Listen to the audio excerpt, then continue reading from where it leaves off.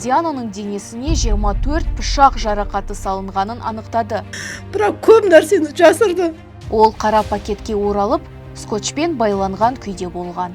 Бізде Шымкентте бәрі ақшамен ғой. Марқұмның анасы істің басынан бастап дұрыс қаралмағанын айтып, әділдік талап етуде. Сонда заң қайда кетті осының бәрі? Сот айыпталушыға 7,5 жыл бас бостандығынан айыру жазасын тағайындады. Мен үшін баланы өлім жазасына берсе деп.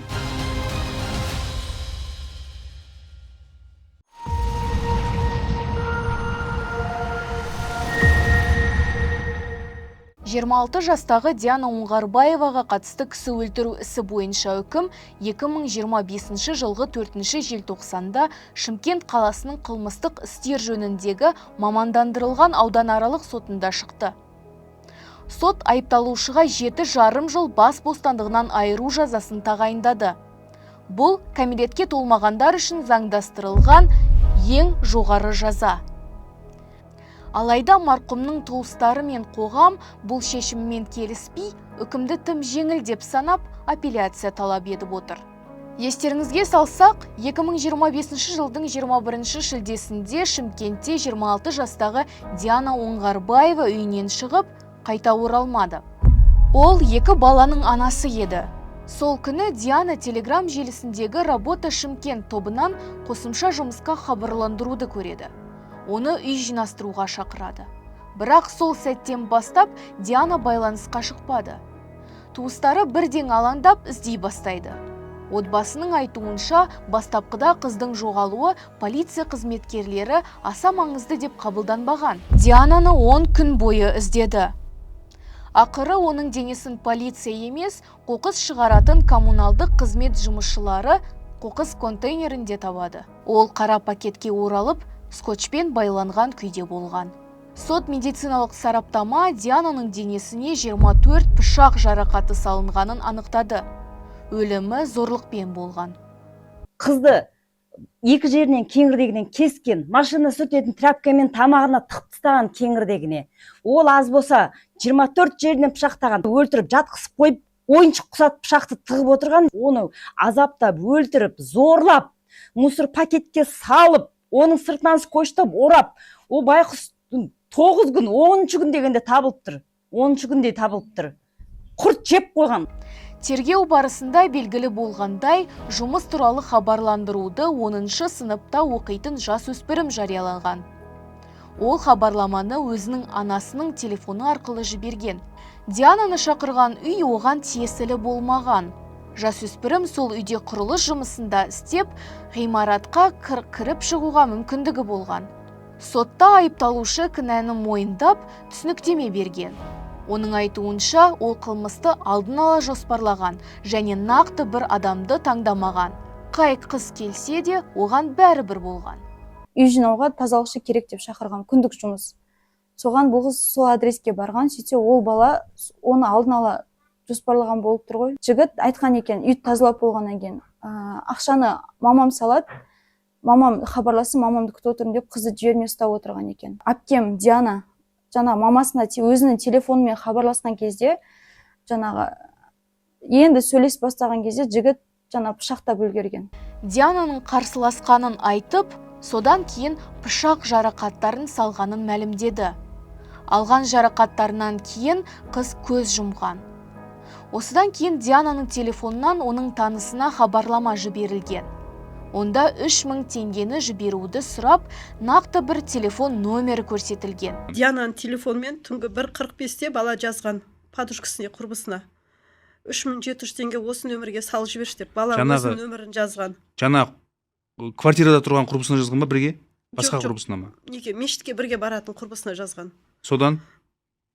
Ол күйеуіне жіберген ғой. Дианаға ақша жіберейін десем, телефоны звонок бармайды деп.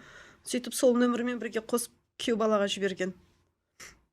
Ал күйеу баламен екінші қызым екеу звондаған балаға. Бала айтқан, мен Диана деген қыз танымаймын. Мен оқушы балама звондай бермеңдер деген.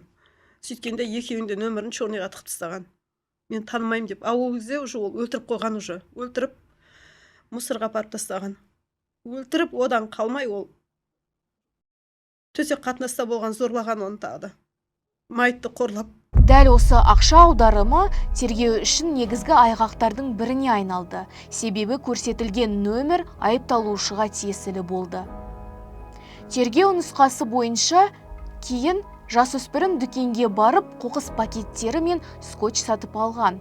Денені орап, түнде қоқыс жәшігіне барып тастаған. Көп ұзамай ол ұсталды.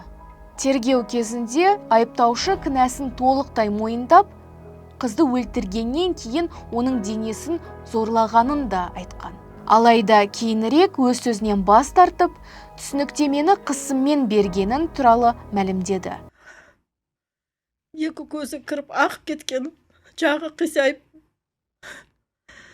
басы жабысып қалған. Мынандай жерін кесіп тастаған, бойын кеңірдегін, желке жағына тыққан пышақ, екі бүйрек жағына, қолына, аяғына пышақ тыққан.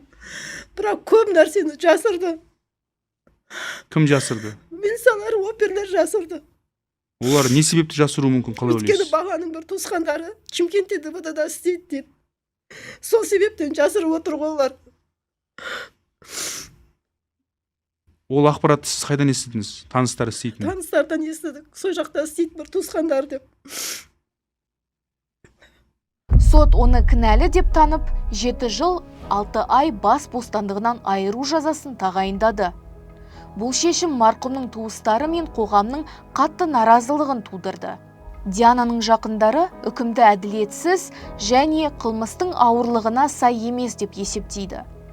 Прокурор да, сот да, баланың адвокаты да баланың сөзін сөйлейді. Өйткені олар ақша алып қойған.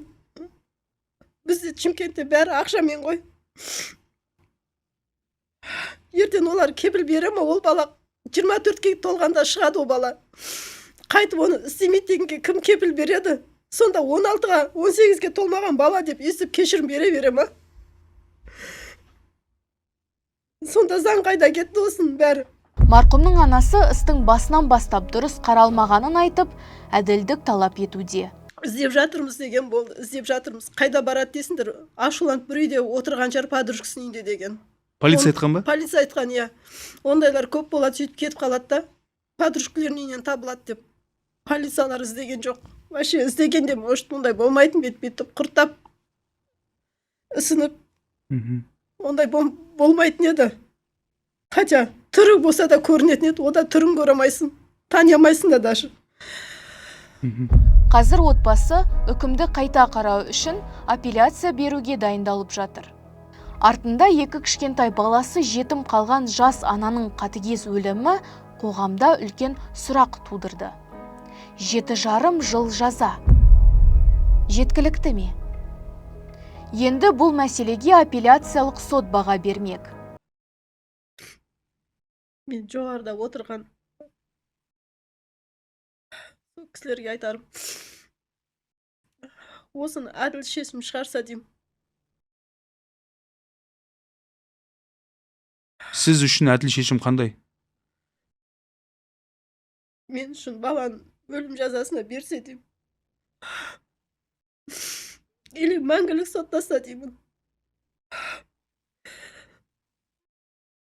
Бұл қайғылы істің қалай аяқталғанын білгіңіз келсе, біздің арнаға жазылып, жаңалықтарды бақылап отырыңыздар.